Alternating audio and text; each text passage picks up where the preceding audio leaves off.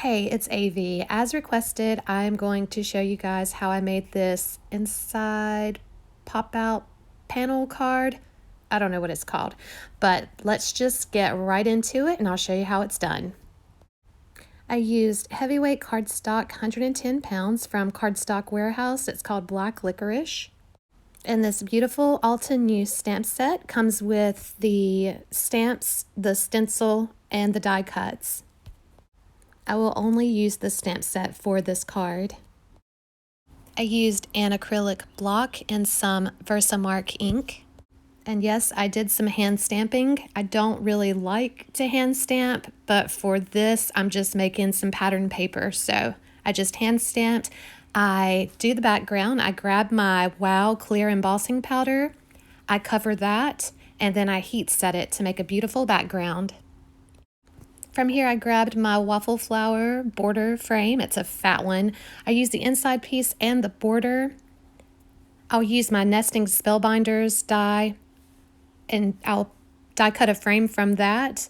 Then I'll add the waffle flower frame on the top, and I'm also going to do it on the inside. However, I do have to shave a little bit off of the edges in order to make it fit.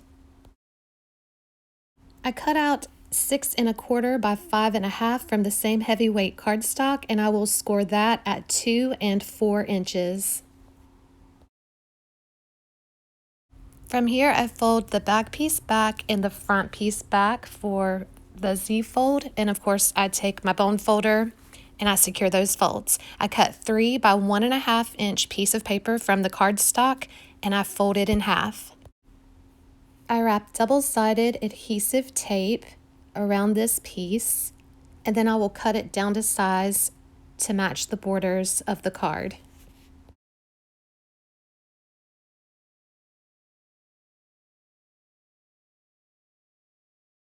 Okay, so I froze this part for you. This is how we're going to attach that moving piece.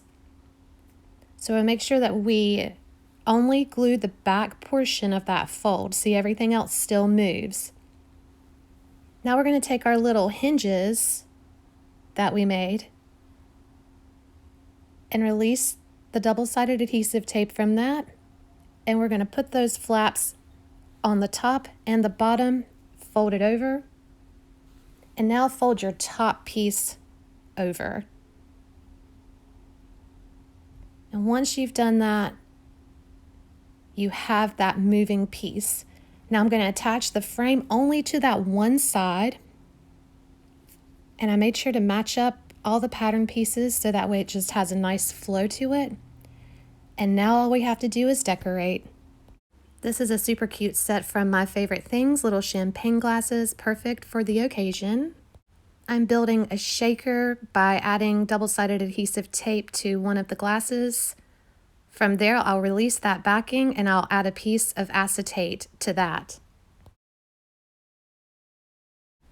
I make sure that my acetate is secure and then I cut off the excess. I will use Gina K Connect in order to stack 3 more glasses on top of this. I will repeat the same process that I did for the bottom glass for this glass, and then I'll put them together after I add my shakers. So I punched out some hearts and added some glitter. And now I'm going to attach these two together for a fun little shaker glass. And I repeated that process all over again and made another one. I'm using Happy Anniversary from this Picket Fence Studios set. I hand stamped it and then I heat embossed it with some Wow Embossing Powder. I'm going to attach my glasses and my sentiment. And now I'm going to add a secret sentiment flap. I'm not really sure. But anyway, my handwriting's terrible, so I had to do something to hide it. And there you have it. I also decided to add some hearts on the inside for a little bit more flair. But that is the card with the secret hidden sentiment flap to not ruin the card by putting my ugly handwriting on it. And there it is. So thank you so much for watching. I hope you enjoy your day.